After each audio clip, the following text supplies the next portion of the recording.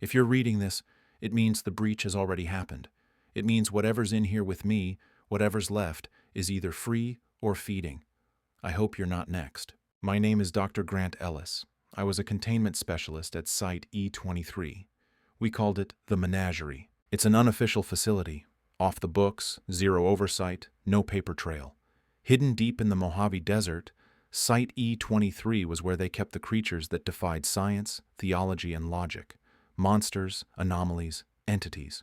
We didn't name them, really. We cataloged them by number. Naming made them too real. My job was to make sure the cages stayed closed. But they didn't. I arrived 3 years ago, transferred from a biocontainment division in Maryland. I thought I'd seen the worst humanity, or nature, had to offer. Hemorrhagic fevers, parasitic fungi, engineered viruses, but nothing prepared me for what they had buried under E23. The facility was divided into 6 sectors, each for a different class of entity. They used Greek letters to classify them. Alpha, non-hostile, passive anomalies. Beta, potentially dangerous but controllable. Gamma, actively hostile, require isolation. Delta, environmental anomalies. Epsilon, reality-bending entities. Omega, unknown, dangerous, don't engage. Each sector was a maze of containment chambers, surveillance nodes, and thick titanium blast doors. We never entered alone. Protocol required 2 guards, 1 remote overwatch, and a biologist. I memorized every emergency drill. Red lights meant breach. Blue lights meant containment failure. No light meant you were already dead. Chapter 1. The Husher. You don't forget the first time you stand within 10 feet of something that's killed men without lifting a finger. We were tasked with transferring 17 from one gamma cell to another after its electromagnetic field readings spiked. It didn't fight. It never did. It just existed in that awful silence, the kind that bends your thoughts like heat waves. We rolled the reinforced gurney in, loaded it up with industrial tranquilizers, and unlocked the cell. The silence spread like a fog. Then it blinked. Agent Morales dropped first. No blood. Just collapsed. Agent Fenley screamed, and then he was silent too. 4 lives in 5 seconds. We locked the cell before it could blink again. I watched the feed afterward, frame by frame. It didn't move, but the space around it folded. We renamed the cell sector afterward. Echo Hall. A joke, I think. There are no echoes there. Chapter 2. The Lattice Worm. Dr. Halverson was brilliant, obsessive, dangerous in her curiosity. She was drawn to room D3 like a moth to a black flame. 31 was never visible directly. It showed up only through peripheral sensors, field disturbance charts, and maddening sketches by affected personnel. The thing twisted space, bled it like a wound. You never saw it. You unnoticed it. And if you stared long enough, it stared back. Halvorsen started drawing spirals, small ones at first, then entire notebooks, then walls. She whispered phrases in languages that didn't exist. We sedated her twice. On the 3rd day, she gouged out her own eyes with a pen cap. She lived, still does. We keep her in alpha now, but she's not herself. It lives in the gaps between seconds, she says. It watches the world while time blinks. Chapter 3. The Listener. Alpha entities were the least of our worries, until 3 moved. A smooth, hovering white orb the size of a beach ball. It didn't talk, didn't blink, just watched. For years, it remained dormant. We used its cell as a training walkthrough. Then during the breach, it left its containment. No alarms. It just wasn't there anymore. When I passed through Alpha, it floated down the hallway toward me. I couldn't breathe. My teeth ached. My left eye watered. And then it spoke. Not aloud. In my head. You're not supposed to be here. I don't remember responding, but later, someone said they heard me whisper, "Neither are you." It let me pass. I think it remembers me. Chapter 4. Mother Hollow. Epsilon was where nightmares went to be studied. Mother Hollow had no known form. Her cell was a vacuum-sealed observation room surrounded by magnetic coils and scrubbed from all internal mapping. We only knew she was inside because nothing decayed and bones began to appear. Always bones, spirals, ribs arranged like rose petals, whole skeletons of things we never brought into the lab. The first time the coils failed, a technician named Brady walked in to reset the system. 20 seconds. We found him boneless. Not dead. Boneless. When she breached, I saw her, and she saw me. She said, "I missed you." And in that moment, I remembered dreams I'd had as a child, dreams of a nursery with no walls, bones rocking in a cradle, and a lullaby that hummed my name. Chapter 5, The Unclean One. We don't know what it is. No one alive does. Omega-01 had no physical form, not until the breach. The monitors showed static, then a shape, human almost, tall, undefined, smiling with too many teeth. Containment fields collapsed across all sectors. Sector Beta simply vanished, not exploded, gone, like it never was. When it breached, people started talking in reverse. Some walked through walls. One laughed herself inside out. It whispered Rule 0. When the cage is open, the keepers must sleep. I haven't slept in 3 days. Chapter 6, The Mirror Twin. This one was stored in beta, though it should have been epsilon from the start. It mimicked personnel perfectly, but only if you weren't watching. Security footage always lagged 2 seconds behind. We didn't know how it got out. I saw myself walking toward me in the corridor. Same uniform, same limp from a sprain I got 2 weeks earlier, but it smiled at me. I don't smile like that. I shot it in the leg. It didn't bleed. It shattered into shards of reflective glass, each piece showing a version of me screaming. None of them were in sync. Chapter 7, Hunger Root. Delta Sector Anomaly. Looked like a tree at first. Mummified bark, blackened leaves, roots embedded in the walls. But it fed. It fed on thoughts. Personnel who passed too close reported lost memories, birthdays, faces, names, then dreams, then language. Dr. Avila stood in front of it for 18 minutes. Came back with his eyes rolled white and muttering in a voice that didn't belong to him. It remembers when the world was wet with stars. We sealed the chamber with concrete. A week later, the roots reappeared in the showers. Chapter 8, The Choir of Teeth.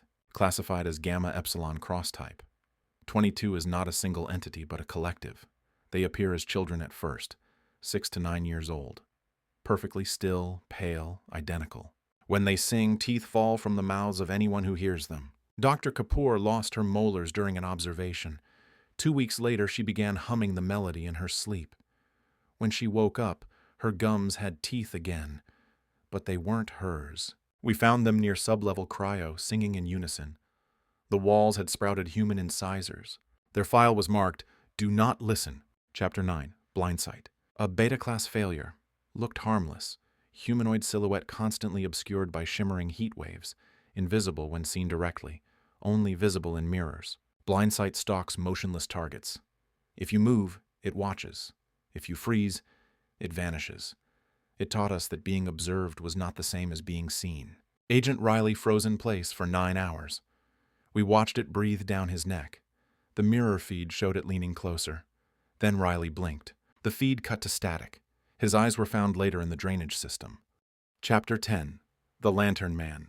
12 was one of the oldest entities in the archive. Recovered from an abandoned coal shaft in West Virginia, it looked like a miner. Charred skin, broken lamp still swinging from its neck. The Lantern Man only appeared in darkness. Night vision failed, thermal readings flatlined, but if your light went out, he'd be there. He didn't attack immediately, he waited. Whispers of your name, echoes of footsteps that didn't match yours. When he reached you, your body went cold, frozen solid in seconds, your eyes still blinking, still aware. We kept the lights on, always. Chapter 11, Violet Static. Nobody knew how it got in. It wasn't part of any transfer, wasn't logged, just started showing up on surveillance, grainy purple shimmer like a corrupted video overlay. Technicians exposed to the footage reported seizures, paranoia, and hallucinations of a second world beneath this one. One claimed the static spoke to him. The signal is not interference, it is a broadcast. You are the antenna. We lost 2 containment analysts when they cut open their own arms trying to tune in. We isolated the affected hardware. The static returned on a clipboard. Chapter 12, False Wake. EO7 appears as a drowned woman dressed in hospital scrubs. It manifests in emergency showers and medical decontamination bays. Victims report a sense of sudden clarity before collapsing, then experiencing dreams in which she nurses them back to health. Those who wake from these dreams report they are not the same person. Fingerprint mismatches. DNA skew. One subject identified themselves by an entirely different name. No record of that person ever existing. Chapter 13, The Bellowing Box. Recovered from an abandoned Soviet listening post. Appears to be a solid steel cube, constantly vibrating at subsonic frequencies. When exposed to darkness, The box emits a sound not measurable by conventional instruments. Those within 5 meters report intense rage, hallucinations of insects, and hearing voices of deceased loved ones. One guard shot himself after claiming his mother told him to let it out. We have never opened the box. The hinges scream when touched. Chapter 14. Skin Library. Recovered from a subterranean temple beneath Turkey. The skin library appears as a living organism stretched across walls like parchment, covered in fine writing and microscopic glyphs. Reading the text results in complete linguistic fluency in a lost language, but at a cost. The skin of the reader begins to peel in fine sheets, etching its own additions to the library. We lost 3 translators before we stopped trying. The library grows. Chapter 15. The Perennial Man. A humanoid entity encased in layers of sap and bark. Found inside a petrified forest with no record of prior discovery. He does not breathe, eat, or move, unless left alone with a corpse. Corpses left in proximity return to life, but they're not the same. They know things they shouldn't. They scream names of things that predate stars. The perennial man weeps amber tears. The tears burn through titanium. Chapter 16. The Whispering Archive. Located in a sub-basement locked behind 3 layers of reinforced steel, the Whispering Archive is a room filled with dozens of old filing cabinets. Each cabinet whispers incessantly in unintelligible languages. Attempts to record or transcribe the whispers have resulted in spontaneous memory loss or sudden psychosis in personnel. The archive seems to change its layout when unobserved, shifting drawers and files overnight. No paper or files have ever been successfully removed or cataloged. Entry is limited to psychological specialists only. Chapter 17. The Fractured Clock. The fractured clock is a wall-mounted timepiece recovered from a burned-out timekeeping facility. It does not keep time consistently. Instead, it jumps backwards and forwards unpredictably. Individuals within a 10-meter radius report distorted perception of time, often experiencing hours or days compressed into minutes, or vice versa. During an incident, one technician was observed aging and de-aging rapidly, his body becoming both a child and an elderly man simultaneously, before collapsing into unconsciousness. Chapter 18. The Veil Weaver. The Veil Weaver appears as a semi-transparent humanoid figure cloaked in shifting shadows and mist. It manipulates perceptions, causing witnesses to see multiple versions of themselves or loved ones trapped behind a smoky veil. Exposure leads to dissociation and the inability to distinguish reality from hallucination. Attempts to contain it in a sensory deprivation cell have failed, as it manipulates all senses: sound, sight, smell, even touch. Chapter 19. The Glass Hive. The glass hive is a crystalline structure composed of thousands of razor-sharp glass shards fused into an ever-growing nest. Inside the hive, small insect-like entities with reflective carapaces dwell, constantly expanding the structure. Contact with the hive results in rapid crystallization of skin tissue, immobilizing victims as the shards embed and integrate with their bodies. Several containment breaches resulted from shards fracturing containment windows. Chapter 20. The Echo Men. The Echo Men are shadowy figures visible only in reflections, mirrors, windows, even puddles. They mimic the movements of those who see them, but sometimes perform actions not yet done, hinting at possible precognition. Prolonged exposure leads to identity confusion, with subjects reporting their reflection acting independently, sometimes communicating silently through gestures. Chapter 21. The Vein Vine. A sprawling tangle of black, pulsating vines that seep a dark resin. It grows rapidly through cracks and ventilation shafts, infiltrating containment areas. Contact causes hallucinations of choking and suffocation, as well as physical symptoms mimicking vascular collapse. Attempts to incinerate have failed. The resin is highly flammable but regenerates instantly. Chapter 22. Skin Library. Recovered from a subterranean temple beneath Turkey. The skin library appears as a living organism stretched across walls like parchment, covered in fine writing and microscopic glyphs. Reading the text results in complete linguistic fluency in a lost language, but at a cost. The skin of the reader begins to peel in fine sheets, etching its own additions to the library. We lost 3 translators before we stopped trying. The library grows. Chapter 23. The Perennial Man. A humanoid entity encased in layers of sap and bark.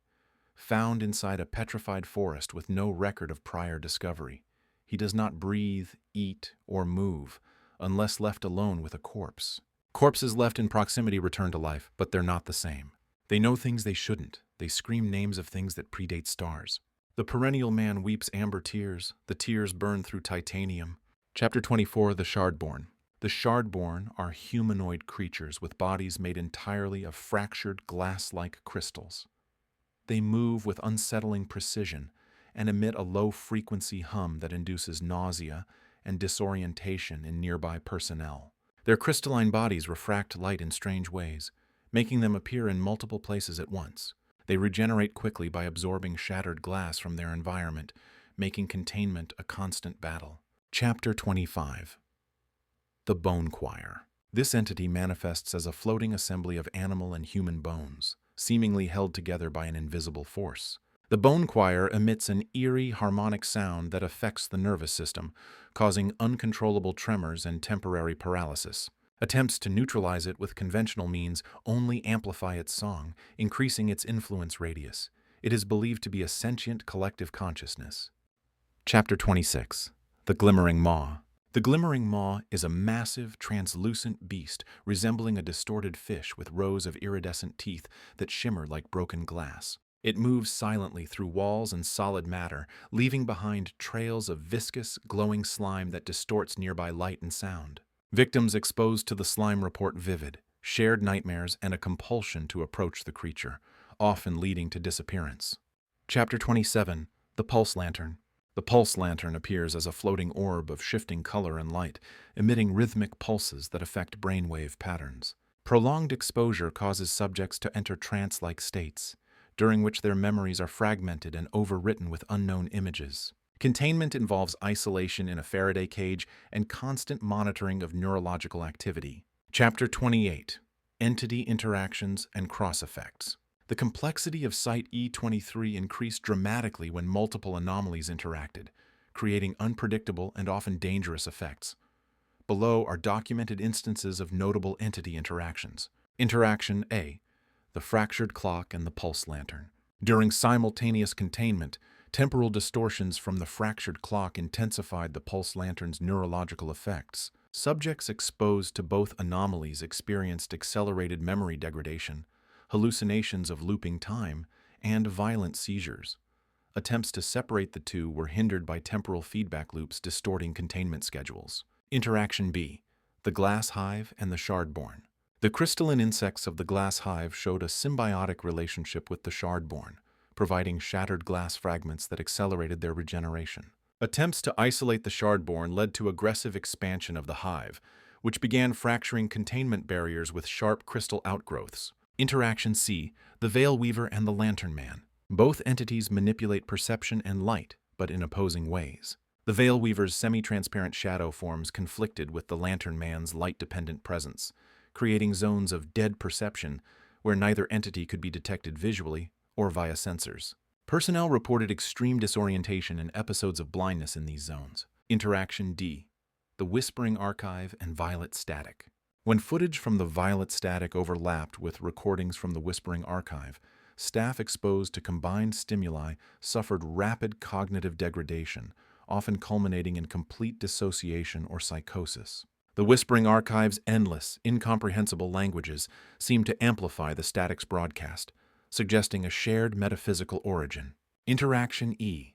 The Bone Choir and the Echo Men. The harmonic resonance of the bone choir seemed to awaken the echo men, who began appearing not just in reflections, but in physical shadows as well. This phenomenon increased the choir's influence, allowing it to reach into broader areas of the facility and intensify paralysis effects. Chapter 29. Further Entity Interactions and Cross-Effects. Interaction F. The Husher and the Unclean One. The Husher's ability to suppress sound negated the guttural growls and movements of the Unclean One, effectively cloaking its presence from audio sensors.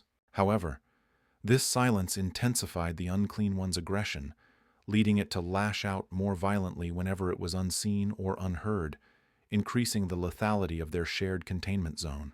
Interaction G. Hunger Root and the Vein Vine. The parasitic hunger root and the invasive vein vine appeared to compete for biological hosts, often intertwining their tendrils in deadly conflict. This rivalry caused rapid mutations in both plants, creating hybrid growths that emitted toxic spores and rapidly adapting to containment efforts such as flame and chemical suppression. Interaction H. The mirror twin and blind sight. The mirror twin's ability to perfectly mimic individuals was rendered less effective when near blind sight, which lacked conventional senses but perceived prey through alternate spatial awareness. The presence of blind sight disrupted the mirror twin's illusions, often revealing it to victims but simultaneously drawing both entities into violent confrontations. Interaction. The Lantern Man and the Fraying Veins. Exposure to the Lantern Man's cold paralysis significantly slowed the progression of the fraying veins in affected individuals, temporarily halting the spread of the painful filaments. This unexpected effect prompted speculative research into potential containment synergy, though the risks of combined exposure proved too high for practical application. Interaction J. The Choir of Teeth and the Glimmering Maw.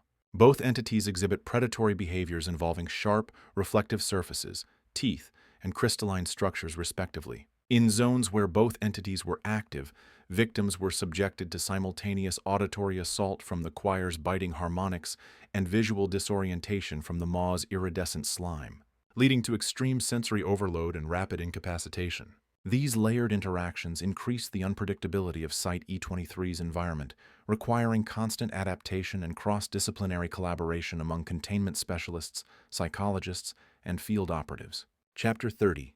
Survivor Perspective. Multi-Entity Breach. Name: Sergeant Lucas Hale. Position: Security Team Lead, Site E23. Date: Final Breach Night Log. The alarms went off like a scream tearing through the dead silence. Lights flickered, then died. The hum of the generators cut out all at once. Darkness swallowed the corridors. I reached for my flashlight, but the beam wavered, as if caught in a fog I couldn't see. I wasn't alone. Something else was there. The husher. No sound, no footsteps, but I could feel it. The cold pressure in my chest, the silence suffocating me. Then the vein vines slithered through the vents like black smoke, creeping, crawling. I heard others screaming somewhere, maybe Mara, maybe Elena, but their voices twisted into something else, like they were trapped behind a veil of static. The Lantern Man appeared at the edge of my light. His broken lamp swung silently, casting shadows that didn't belong. My skin prickled as the cold set in. Frozen but fully aware. I couldn't move. Behind me, the glass hive was expanding, crystalline shards shattering the containment windows. The buzzing of the insects was deafening, and shards stabbed at my uniform. I pulled my knife, slashing glass and swarm, but it was no use. Then I saw it. The bone choir. Floating bones assembled in a dreadful harmony, their sound vibrating in my bones, paralyzing my limbs. I fell to my knees, helpless. Somewhere in the darkness, the pulse lantern's rhythmic glow pulsed like a heartbeat. My mind fogged, memories fracturing, slipping through my fingers. Time warped. Minutes repeated like a broken record. I thought I died there, in that corridor, frozen, shattered, and broken. But here I am, writing this down. If this log survives, know that the facility is lost. The creatures are not just contained anomalies anymore. They're the nightmare made real. Chapter 31. The Breach. Timeline and Analysis. The breach at Site E23 occurred at approximately Oro 3:42 local time. Security logs show a sudden and complete loss of power in containment sectors 4 through 9, followed by cascading system failures in environmental controls and surveillance. Initial reports from night shift personnel describe a series of unexplainable phenomena. Flickering lights accompanied by whispered voices over the comm channels. Sudden, unexplained temperature drops localized around multiple containment units. Multiple instances of visual anomalies caught on infrared and low-light cameras, entities appearing and disappearing abruptly. Containment protocols overridden remotely by an unknown source. By 0405, alarms indicated multiple containment units were compromised. Attempts to re-engage lockdown protocols failed due to what analysts termed a chronological interference, temporal distortions that caused system clocks to desynchronize and loop. Security teams dispatched to affected sectors were met with hostile entities exhibiting anomalous resistance to conventional weaponry and rapid adaptive behaviors. At 0427, the facility-wide communications system went silent. Remaining personnel reported intense hallucinations, paranoia, and in some cases sudden physical transformations consistent with entity influence. The breach's origin remains unknown. However, post-event analysis suggests that the chronological interference may have been triggered by an experiment involving the fractured clock, 88, which was active during the incident. Efforts to re-establish containment were abandoned by 05 and 15. An emergency lockdown protocol was initiated, sealing off the facility but trapping any surviving personnel inside. Chapter 32. Survivor Logs. Log entry E23047, Technician Mara Quinn. Timestamp 0350. Lights are flickering again. The lanterns in Sector 6 just went out. I swear I heard someone calling my name. No one's on the comms, trying to restart the backup generators, but the panel's unresponsive. Feels like the walls are breathing. Log entry E23052, Security Officer David Lorne. Timestamp 0410. We got breach alarms all over Containment Wing B. Something's moving in the dark. Saw shapes flicker on my infrared. Fired rounds. No hits. Then the radios went dead. I'm patching into Mara's channel, but she's gone silent. Log entry E23067, Dr. Grant Ellis. Timestamp 0422. I don't know what's happening. The clocks are broken. Time's warping. Minutes repeat like a scratched record. The creatures, they're no longer just contained. They're rewriting the rules. I'm heading to the archive. If anyone finds this, run. Log entry E23074, Nurse Elena Voss. Timestamp 0435. Hallucinations getting worse. The shadows, they move on their own. I'm seeing people from my past, whispering terrible things. I don't know if it's the static in my head or the entities. Please, someone, anyone, get me out. Log entry E23083, Security Officer David Lorne. Timestamp 0448. Last comms before silence. I'm trapped in Sector 9. The glass is cracking around the glass hive. The shards like knives are growing. I can hear that buzzing everywhere. They're coming through the vents. God help us. Chapter 33. Survivor Logs continued. Log entry E23095. Technician Mara Quinn. Timestamp 0502. Can't trust my eyes anymore. The Veil Weaver is here, or at least something like it. I see myself staring back, but my reflection isn't me. It's smiling, trying to speak, but it's just silence. I'm locking down in the control room. Lights are flickering, but I can't turn them off. Log entry E23108, Dr. Grant Ellis. Timestamp 0515. Skin library is growing. The words crawl across my arms like burning ink. I don't know if it's a message or a curse. I've barricaded the archive, but it feels like the building itself is alive, changing, watching. Time itself is folding. Log entry E23115, Nurse Elena Voss. Timestamp 0527. Lost track of time. Or maybe time lost track of me. The whispering archive calls to me, like a siren. The voices know my name, my secrets. I don't know who I am anymore. Everything is broken. Log entry E23122, Security Officer David Lorne. Timestamp 0542. Trying to keep it together. The bellowing box is pulsing, soundless but deafening. The anger in this place is crushing. I'm hearing screams, not just in my head. They're real. I'm running out of ammo and hope. Supplement, Survivor Accounts, Post-Breach Confessionals. Survivor Log, Tech Specialist Elena Voss. Timestamp, +0219 from Initial Breach. I made it to Storage Sublevel B, but not alone. I saw my reflection blink when I didn't. It mimicked my fear like it wore it. The mirror twin is down here. I know it. I looped my badge through the gas line valve, just like in the drills, flooded the hall, lit it behind me, but the reflection still followed. It doesn't burn, it learns. I keep hearing my mother's voice from inside the vents. She's been dead for 6 years. I buried her myself. Tell Reeve. Tell him the lattice worm is inside the walls now. The facility isn't crumbling. It's changing. Recovered audio note. Security Officer David Lorne. Transcript heavily degraded. Voice trembling. Background sirens and inhuman breathing. The husher took Briggs. Just took him like the sound around him folded inside out. Then the choir of teeth started humming. You don't hear it in your ears, you hear it inside your teeth. I fired at something that wasn't there. My hands don't remember pulling the trigger. I think the skin library knows my name. It's writing me. I looked too long at the glyphs on door 36. I think I wrote this already. Maybe this is already my after. Medical log, Dr. Jeanette Morrow, PSYOPs. Handwritten, found near broken observation bay window. I administered sedatives to myself. Watching the violet static too long fragments your sense of direction, not just physically, but spiritually. I think I saw my own funeral. I was speaking at it. The perennial man passed my office, left a smear of amber across the glass. It hissed when it touched the air. I watched it eat through ceramic tile. I don't think the breach is over. It's recursive. Every action loops. Every survivor is also the first casualty. Chapter 34, The Final Log. I've sealed myself in the observation wing. The lights are dim. My skin itches where the rules are rewriting themselves across it. I heard a whisper. You are Specimen 67. I'm not sure they're wrong. If this document survives, remember the rules. But more importantly, remember this. Don't name them, don't look at them, don't dream of them. And if one ever says it remembers you, run. Internal memo. 7 hours after breach. From Acting Commander L. Reeve. 2. Central Command, Black Archive Division. Subject, Site E23 status. E23 is compromised. Entities not neutralized. Breach origin unknown, though logs suggest chronological interference. Recommend orbital strike authorization. Ellis's final document was recovered but may be anomalous itself. Recommend full cognitive hazard screening. Chapter 35, Official Reports. Report E23-INV-01, Initial Incident Assessment. Prepared by Commander L. Reeve.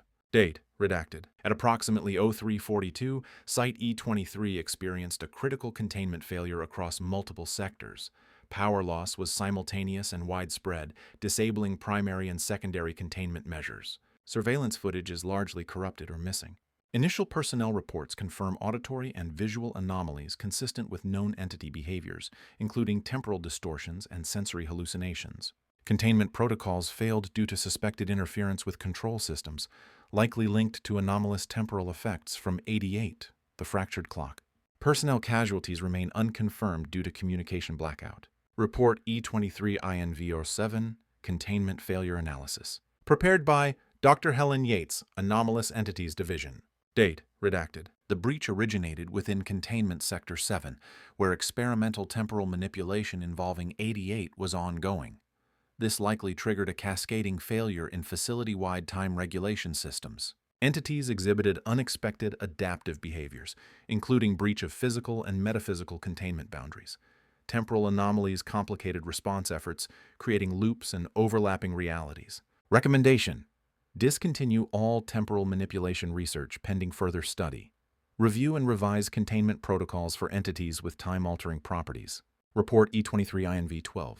Final status and recommendations. Prepared by Major S. Kwan. Date, redacted. Site E23 is declared lost. Remaining personnel are presumed KIA or missing. Facility sealed under emergency lockdown. Given the uncontrollable spread of entities and temporal distortions, an orbital strike is recommended to prevent further risk of entity escape or temporal contamination.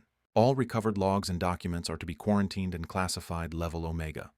Personnel involved in recovery to undergo psychological evaluation and cognitive hazard screening.